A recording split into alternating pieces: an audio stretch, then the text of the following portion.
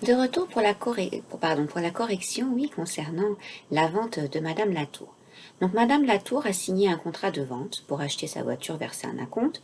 Pourra-t-elle décider de rompre seule le contrat qu'elle vient de signer avec la concession, sans l'accord de cette dernière, et demander le remboursement de l'acompte versé? Eh bien non, car elle a signé les conditions générales de vente, c'est-à-dire ce document-ci.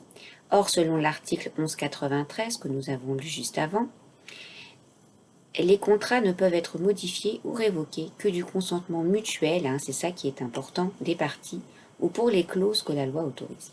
Donc s'il n'y a que Madame Latour qui veut arrêter et que la concession, elle, n'a absolument aucune raison, eh bien elle ne va pas le faire. La concession peut bien sûr être sympathique, Madame Latour est une cliente depuis 25 ans, son mari vient de décéder par exemple, eh bien la concession peut, au titre en fait de leur une longue collaboration. Madame Latour est une très bonne cliente et elle est vraiment très très malheureuse. Elle a beaucoup de difficultés financières. À ce moment-là, peut-être que la concession pourrait accepter ou d'annuler la vente, ou de la reporter, ou de changer le véhicule, par exemple, pour avoir un véhicule plus petit, si Madame Latour ne pouvait plus acheter la grosse voiture qu'elle avait prévue. Donc il faut toujours discuter, négocier, puisque ça doit être mutuel. Madame Latour n'aura peut-être pas l'intégralité de ce qu'elle demande, mais on peut toujours peut-être négocier. En cas de litige, que regardera le juge pour trancher? Pourquoi? En fait, il va s'appuyer sur les conditions générales de vente, les CGV, car le contrat a été valablement formé, Madame Latour n'a pas été trompée, etc. On dit, pardon, excusez-moi, il y a une petite faute, on dit que le contrat tient lieu de loi pour les parties, donc l'article 1103 que nous avons vu ici, en fait, voilà, donc du code civil.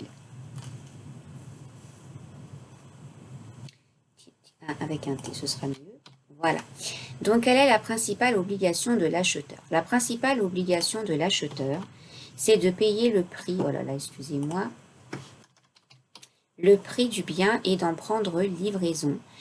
C'est-à-dire, voilà, il doit payer, en prendre livraison. Et alors, la principale obligation du vendeur, c'est de livrer la chose vendue et de la garantir contre les vices cachés, c'est-à-dire les défauts. Donc, troisième partie, l'inexécution des obligations. La responsabilité contractuelle et ses conséquences.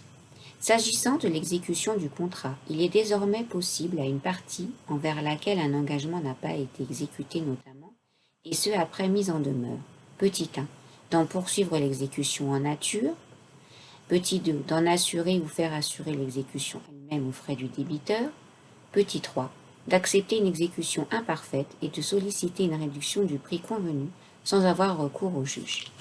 Petit 4, de procéder à une résolution unilatérale du contrat sans avoir là encore à recourir au juge. Cette faculté reconnue par la jurisprudence s'ajoute à celle de procéder à une résolution judiciaire du contrat.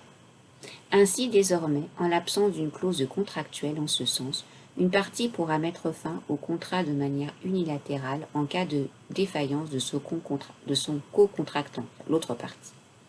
À noter également qu'il est toujours possible aux parties d'insérer une clause résolutoire dans le contrat, précisant notamment les engagements dont l'inexécution entraînera la résolution du contrat. La résolution, c'est-à-dire le fait que ça s'arrête. Le véhicule de Madame Latour, toujours la même, finalement, n'a pas pu faire de modification, arrive à la concession à la date de livraison prévue.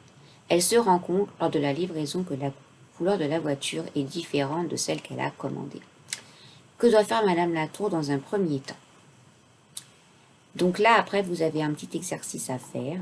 Et donc, je vous laisse faire le petit exercice. Et ensuite, on passera à la correction et la synthèse. Et ce sera déjà terminé. Voilà.